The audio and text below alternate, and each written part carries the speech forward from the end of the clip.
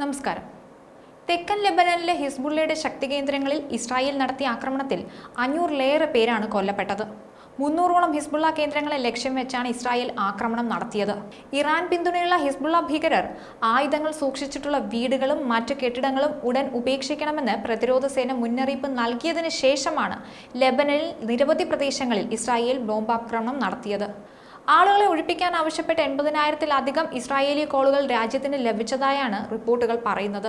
Israel Hamas യുദ്ധം ആരംഭിച്ചതിനു ശേഷം മേഖലയിൽ നടന്ന ഏറ്റവും വലിയ ആക്രമണമാണിതെന്ന് എടുത്തു പറയണം. അരമണിക്കൂറിനുള്ളിൽ 300-ലധികം വ്യോമാക്രമണങ്ങളാണ് ലെബനനിൽ നടത്തിയതെന്നാണ് ഇസ്രായേലി സൈന്യം വ്യക്തമാക്കിയത്.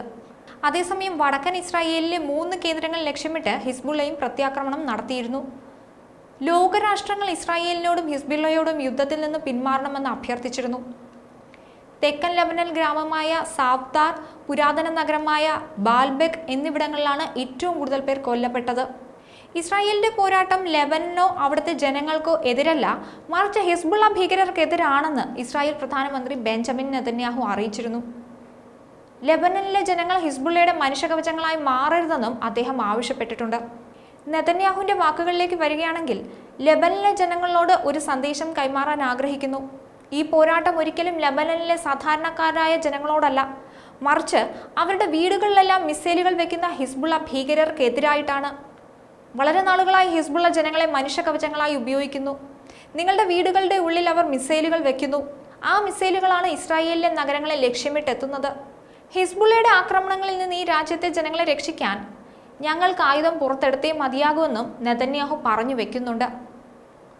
നേരത്തെ ഇസ്രായേൽ നടത്തിയ പേജർ വോക്കി ടോക്കി ആക്രമണത്തിൽ നിരവധി ഹിസ്ബുള്ള ഭീകരരാണ് കൊല്ലപ്പെട്ടത്.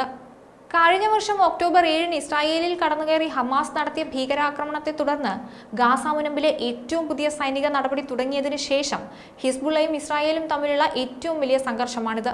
യുദ്ധം മറ്റൊരു തലത്തിലേക്ക് മാറുകയാണ്. കേട്ടുകേൾവി പോലും ഇല്ലാത്ത വോക്കി ടോക്കി, പേജർ എന്നിവയുടെ പൊട്ടിത്തെറി, തുടരെ ആക്രമണങ്ങൾ, ഇതിനു പുറമെ ഇറാൻ മുൻ പ്രസിഡന്റ് ഇബ്രാഹിം റൈസിയുടെ ഹെലികോപ്റ്റർ പൊട്ടിത്തെറിച്ചുള്ള മരണവും ദുരൂഹത ഉയർത്തുന്നുണ്ട്. ഇതിനു പുറമെ ഇറാന്റെ മുൻ പ്രസിഡന്റ് ഇബ്രാഹിം റൈസി ഹെലികോപ്റ്റർ പൊട്ടിത്തെറിച്ച് മരണപ്പെട്ടതിൽ ദുരൂഹതയുണ്ടെന്ന ആരോപണം ഉയരുന്നുണ്ട്.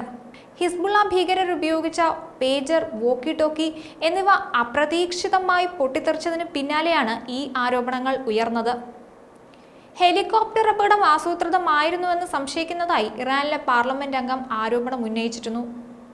ഇബ്രാഹിം റൈസി പേജർ ഉപയോഗിച്ചിരുന്നെന്നും കഴിഞ്ഞ ദിവസങ്ങളിൽ ബെയ്റൂട്ടിൽ സംഭവിച്ചതുപോലെ പേജർ പൊട്ടിത്തെറിച്ചാകാം ഹെലികോപ്റ്റർ അപകടത്തിലായതുമെന്നാണ് പ്രധാന ആരോപണം. 2024 മെയ് 20-നാണ് ഹെലികോപ്റ്റർ അപകടത്തിൽ ഇബ്രാഹിം റൈസി കൊല്ലപ്പെട്ടത്. അസർബൈജാനുമായി ചേർന്ന അതിർത്തിയിലെ അറസ് നദിയിലുണ്ടാക്കിയ 2 അണക്കെട്ടുകൾ ഉദ്ഘാടനം ചെയ്ത ശേഷം വടക്ക് പടിഞ്ഞാറൻ ഇറാനിലെ തബ്രീസ് പട്ടണത്തിലേക്ക് മടങ്ങവെയായിരുന്നു അപകടം. വിദേശകാര്യമന്ത്രി അമീർ അബ്ദുല്ലാഹിയാനും അപകടത്തിൽ മരിച്ചിരുന്നു. പ്രതികൂല കാലാവസ്ഥ മൂലം മലയിടുക്കിൽ തട്ടിയതാകാം അപകട കാരണമെന്നായിരുന്നു റിപ്പോർട്ടിൽ പറഞ്ഞിരുന്നത്. ന്യൂസ് ഡെസ്ക്, ഈനാട് മലയാളം.